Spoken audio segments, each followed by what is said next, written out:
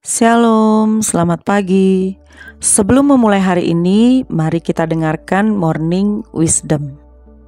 Ada satu kata yang seringkali menjadi sesuatu yang kedengarannya menakutkan buat kita.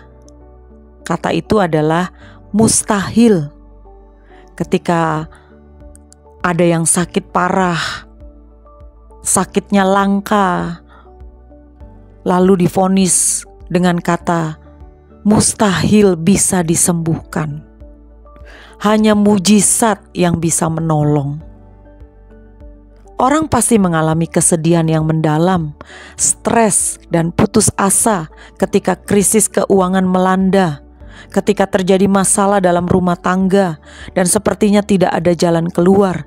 Ditambah lagi dengan pernyataan orang lain yang mengatakan mustahil kamu dipulihkan, mustahil kamu bisa bangkit lagi dari keterpurukan, mustahil masalah rumah tanggamu selesai. Tentu saja mendengar perkataan itu, orang yang dalam masalah akan menjadi tambah down, tambah drop, mulai merasa tidak ada pengharapan, seringkali lupa. Dan itu juga terjadi dalam kehidupan orang percaya yang diajar tentang iman, yang diajar untuk mengandalkan Tuhan, yang diajar menaruh harapan kita kepada Tuhan. Tapi waktu kita menghadapi masalah, lalu orang-orang berkata, mustahil masalahmu selesai, mustahil ada jalan keluar.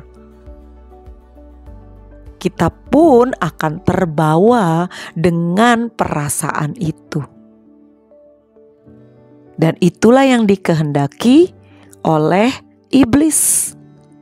Dia memang tidak pernah berhenti melepaskan panah-panah api dalam bentuk kemustahilan agar orang-orang percaya hidup dalam kekhawatiran, ketakutan, bahkan keputusasaan yang akhirnya membuat mereka menyerah. Dan tidak sedikit yang mengakhiri hidupnya karena berpikir mustahil bahwa apa yang dialaminya akan selesai. Memang dalam hidup ini seringkali kita dibawa kepada suatu situasi yang secara manusia memang mustahil. Sepertinya sangat-sangat tidak mungkin untuk mendapatkan pertolongan atau jalan keluar. Pemazmur menegaskan bahwa manusia boleh saja berkata tidak mungkin atau mustahil, tapi bagi Tuhan tidak ada perkara yang mustahil. Seharusnya sebagai orang percaya, kita benar-benar namanya orang percaya. Orang yang memiliki iman. Iman kepada siapa? Iman kepada Kristus.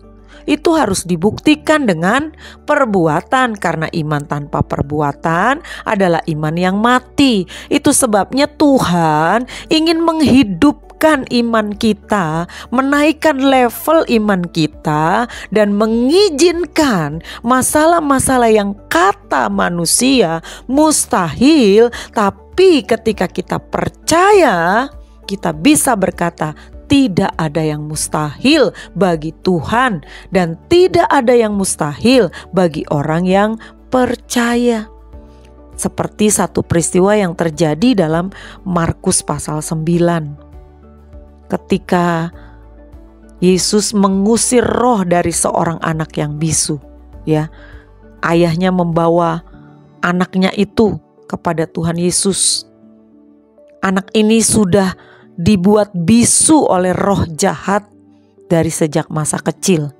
Kita baca saja ayat 22 dan 23. Dan seringkali roh itu menyeretnya ke dalam api ataupun ke dalam air untuk membinasakannya. Sebab itu jika engkau dapat berbuat sesuatu, tolonglah kami dan kasihanilah kami. Ya. Karena sudah dari kecil, sudah alami demikian, ayahnya berpikir mustahil. Makanya dia bilang sama Tuhan, jika engkau dapat tolong kami, kasihani kami.